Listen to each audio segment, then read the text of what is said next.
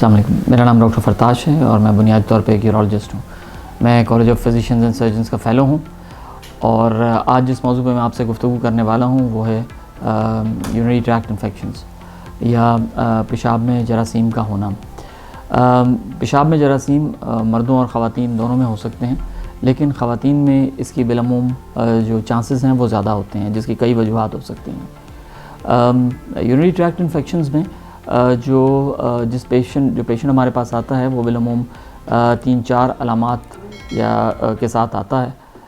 उनमें से जो बुनियादी अलामत जो सबसे ज़्यादा कॉमन होती है वो ये होती है कि डॉक्टर साहब, चंद एक अलामत जो सबसे ज़्यादा कॉमन होती हैं वो ये होती हैं कि डॉक्टर साहब मुझे बार बार पेशाब के लिए जाना पड़ता है, मुझे पेशाब में जलन होती है, मुझे पेशाब के लिए रात को उठना पड़ता है और जब मैं पेशाब करके आता हूँ या आती हूँ तो मुझे लगता नहीं है कि मेरा पेशाब पूरी तरह निकल गया है। समटाइम्स पेशाब का रुक रुक के आना भी इन अलामात में शामिल होता है।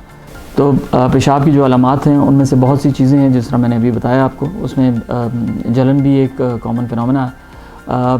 पेशाब का रुक रुक के आना भी एक अलामत है। ख़ास तौर पे मर्दों में पेशाब अगर रुक जाता है तो उसमें से एक बहुत कॉमन कॉज हम इन्फेक्शंस को भी समझते हैं।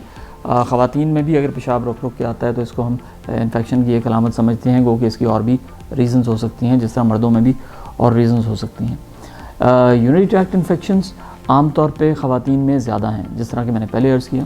ख़वातीन में यूरिनरी ट्रैक्ट इन्फेक्शन ज़्यादा होने की कई वजूहात हैं, जिसमें से जो सबसे बड़ी वजह है वो ये है कि उनकी पेशाब की नाली छोटी होती है। सवाल ये पैदा होता है कि यूरिनरी ट्रैक्ट इन्फेक्शंस पेशेंट में होती क्यों हैं। यूरिनरी ट्रैक्ट इन्फेक्शंस आम तौर पे खून से आती हैं। तो एक जो मिसकॉन्सेप्शन हमारी सोसाइटी में या हमारे लोगों में है वो ये है कि अगर उन्होंने गलत वॉशरूम यूज़ किया है या अगर वो वॉशरूम किसी और के गए हैं तो उसमें भी प्रॉब्लम उनको यूटीआईज़ हो सकते हैं। आम तौर पे जो सबसे कॉमन कॉज है यूटीआई की वो खून से होती है। उसके बाद जो वजूहात आती हैं वो ये हैं कि अगर आपका जो पेशाब वाली जगह है वो साफ़ नहीं रही या वहाँ से जरासीम ऊपर तक आपके मसाने तक गए हैं तो उसमें भी यूटीआई का एक वजह बन सकती है। तो ख़वातीन की पेशाब की नाली छोटी होती है, इसलिए उनमें यूटीआई के चांसेस बहुत ज़्यादा होते हैं। इसी तरीके से ख़वातीन में क्योंकि समटाइम्स वो ऐसे प्रोडक्ट्स यूज़ करती हैं जिनको उनको बच्चे बंद करने के लिए, तो उसमें भी उनको यूरिनरी ट्रैक्ट हो सकता है, इन्फेक्शन हो सकता है। बहुत सी वजूहात हैं, अगर हम इनको समाप्त करें जो यूटीआई का वजूहात बन सकती हैं, जिसमें मर्दों में प्रोस्टेट है, पेशाब की नाली का तंग होना है, समटाइम्स पेशाब का पीछे बच जाना या मसाने की कमज़ोरी है, समटाइम्स कोई पत्थर है जिसमें इन्फेक्शन का फोकस है जो यूटीआईज़ को ठीक नहीं होने देता।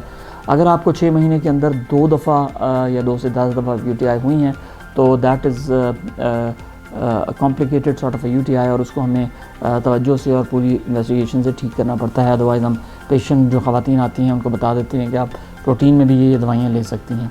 आम तौर पे अगर आपको किसी ऑपरेशन का सामना करना पड़ा है पिछले कुछ अरसे में तो उससे भी आपको यूरिनरी ट्रैक्ट इन्फेक्शन हो सकता है।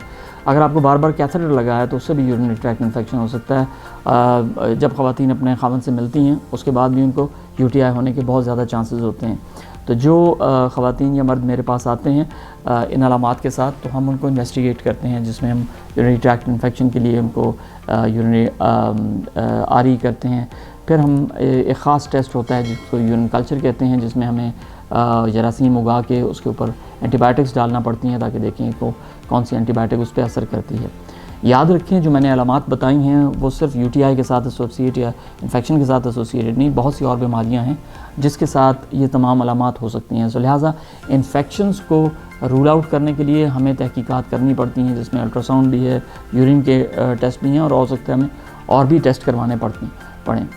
लेकिन बिलअमूम यूटीआईज़ जो अनकॉम्प्लिकेटेड हैं या जिनमें जो बार बार नहीं हो रहे वो आमतौर पे ठीक हो जाते हैं, या वो किसी ऐसी चीज़ की वजह से नहीं हो रहे जिसमें आपका मसाना जो है उसमें कोई बनावट में फ़र्क है या आपकी कोई पेशाब की नाली में बनावट में फ़र्क है, तो आमतौर पे ऐसे यूटीआईज़ ठीक हो जाते हैं और उनके प्रोग्नोसिस बहुत अच्छा होता है। बिलअमूम जब मेरे पास कोई पेशेंट आते हैं तो मैं उनको कहता हूं कि आपको दवाई दे रहे हैं, लेकिन उसके बाद जो प्रिवेंशन है उसके लिए आपने बहुत सी चीज़ें करनी हैं, जिसमें एक क्रेनबेरी है, उसका एक्सट्रैक्ट आपने 1 महीने तक पीते रहना है। आपने जब आपने बाथरूम जाएं तो आपने जो सफाई करनी है ख़ासतौर पर ख़वातीन ने, वो आगे से पीछे करनी है, कोई टिश्यू वगैरह रखने जब आप अपने आप को साफ़ कर लें। अगर आप घर में मुस्लिम शावर यूज़ करती हैं या करते हैं तो कोशिश करें कि उसको आगे से यूज़ करें, पीछे से मत लेके जाएं। इसी तरीके से जब आप अपने खामन से मिलें तो आप फ़ौरन वॉशरूम जाएं ताकि आपको यूटीआई होने के चांसेस कम से कम हों। पानी ज़्यादा पिएँ और अगर आपको कोई इंस्ट्रूमेंटेशन या कोई ऐसी चीज़ हुई है तो उसको भी जहन में रखें कि वो यूटीआई का बायस बन सकती है। आपका बहुत बहुत शुक्रिया।